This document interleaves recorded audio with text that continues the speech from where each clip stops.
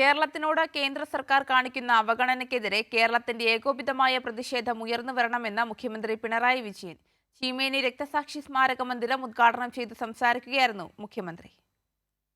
രാജ്യത്തെ മറ്റു സംസ്ഥാനങ്ങൾക്ക് അവകാശപ്പെട്ട വിഹിതം നൽകുമ്പോൾ കേരളത്തിനോട് മാത്രം പകപോക്കുന്ന നിലപാടാണ് കേന്ദ്രം സ്വീകരിക്കുന്നത്. മുണ്ടക്കൈയിലും ചൂരൽമലയിലും ഉണ്ടായ ദുരന്തത്തിൽ മാനദണ്ഡങ്ങളെല്ലാം പാലിച്ച് റിപ്പോർട്ട് നൽകിയെങ്കിലും ഒരു സഹായവും നൽകിയില്ല. ഒരു പ്രത്യേക പകപോക്കൽ. ഇപ്പോ മുണ്ടക്കൈ ചൂരൽമല ദുരന്തം, ആ ദുരന്തം ദേശീയ തലത്തിൽ തന്നെ ശ്രദ്ധയാകർഷിച്ചതാണ്. പ്രധാനമന്ത്രി ഇവിടെ പറന്നെത്തി. സ്വാഭാവികമായും അദ്ദേഹത്തോട് കാര്യങ്ങൾ വിശദീകരിച്ചു, സഹായം അഭ്യർത്ഥിച്ചു. മാസങ്ങൾ ഒന്നിനു പുറകെ ഒന്നായി കഴിഞ്ഞുപോയി, സഹായമില്ല. എന്താണ് നടക്കുന്നത്? ഒരു സംസ്ഥാനത്തെ ഇത്രമാത്രം ശത്രുതയോടെ കാണാൻ പാടുണ്ടോ?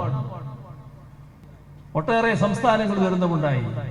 ഈ സംസ്ഥാനങ്ങൾക്കെല്ലാം സഹായം നൽകി. എന്തേ നമുക്ക് മാത്രം ഭ്രഷ്ട്? കേരളം ഇന്ത്യയിലല്ലേ? കേരളീയർ ഇന്ത്യക്കാരല്ലേ? മുട്ടാപ്പോക്ക് നയം സ്വീകരിച്ചു എന്ന് വെച്ച് ഇനി മിണ്ടില്ല എന്ന നിലപാട് സംസ്ഥാനത്തിന് സ്വീകരിക്കാൻ പറ്റുമോ? പ്രശ്നങ്ങൾ കേന്ദ്രത്തിന് മുന്നിൽ അവതരിപ്പിക്കണ്ടേ? അത് അവതരിപ്പിച്ചുകൊണ്ടേയിരിക്കും. ഇതും വീണ്ടും ഉന്നയിക്കും.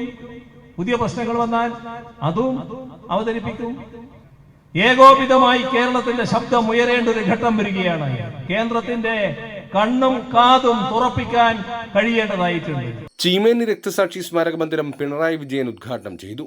രക്തസാക്ഷി സ്മാരക ഹാൾ സംസ്ഥാന കമ്മിറ്റി അംഗം കെ.പി. സതീഷ് ചന്ദ്രൻ, ലൈബ്രറി സംസ്ഥാന കമ്മിറ്റി അംഗം സി.എച്ച്. കുഞ്ഞമ്പു എന്നിവർ ഉദ്ഘാടനം ചെയ്തു. സ്മാരക ഹാളിലെ ഫോട്ടോ ജില്ലാ സെക്രട്ടേറിയറ്റ് അംഗം എം. രാജഗോപാലൻ എം.എൽ.എ. അനാച്ഛാദനം ചെയ്തു. ചീമേനി രക്തസാക്ഷികളുടെ കുടുംബങ്ങളെയും ചീമേനി സംഭവത്തിൽ പരിക്കേറ്റവരെയും ചീമേനി സംഭവത്തിന്റെ ഫോട്ടോ പകർത്തിയ ഫോട്ടോഗ്രാഫർ തുടങ്ങിയവരെയും മുഖ്യമന്ത്രി ആദരിച്ചു. കൈരളി ന്യൂസ്, കാസർഗോഡ്.